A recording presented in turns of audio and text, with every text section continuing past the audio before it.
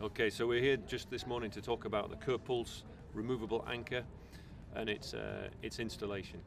There's a few things we need to be careful of in order to attain maximum pull-out strength. Any poor installation could result in no pull-out strength at all.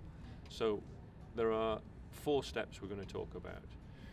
Firstly is to select a solid parent material. The concrete that we have behind here is something that we use in our technical instructions. When we talk about that, it's a 50 megapascal concrete. The second thing we're going to look at is the type of drill bit that we need to use. Now you can see I've got 3 in my hand, we've got a few options, but it's really important that we use a drill bit with cutting edges, which are either 3 or 4 points on the head. Here, with our 2 cutting edges, we know that we're not going to get a completely round hole, and the COEUR PULSE needs a completely round hole. And we can put that one to the side. I've got 2 left here that I'm looking at. They're both very close, very similar. We've got our 4 cutting edges. One of them, however, is a 1/2 inch drill bit. A 1/2 inch drill bit, available in many countries, many areas, is actually 12.7 millimeter diameter. This will give us a round hole, but it's too large. So I've selected my 12 millimeter drill bit with the correct cutting head. I know it'll give me a round hole, but it will only give me a round hole if it's in good condition, no damage, and it's straight. Otherwise, again, just to reinforce, we've got no pull-out resistance.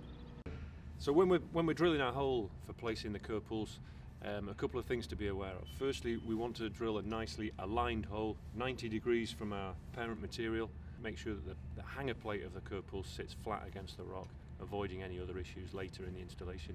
Whilst drilling, something which you'll see later, but we need to be careful that we're not moving or tilting the drill during the installation, because this, again, it's going to make a hole that's too big, and a hole that's too big doesn't give us sufficient pull-out resistance. Before installation of the COEUR PULSE, we need to check the condition of the anchor itself. A couple of things to look for. Firstly, we want to make sure that the wedge plates on either side are not fouled and that it runs smoothly. This one doesn't. We can see it's dirty and they don't work smoothly. And also in this case, if we look closely at it, we'll see that the main shaft, including the expansion cone, is twisted as well. It's bent out of shape, so we're not going to use that one.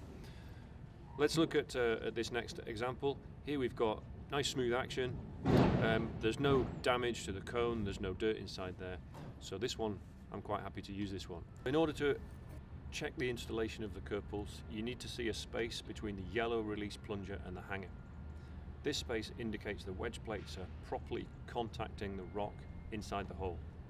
If that hole's too big, then the yellow plunger will touch the hanger plate, and that means there's no locking, and so the anchor isn't strong.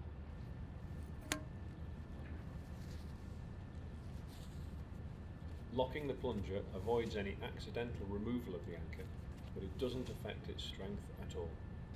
If you have a need or desire to do a pull-out test, an extraction test, to check that resistance strength, then that's possible to do as well.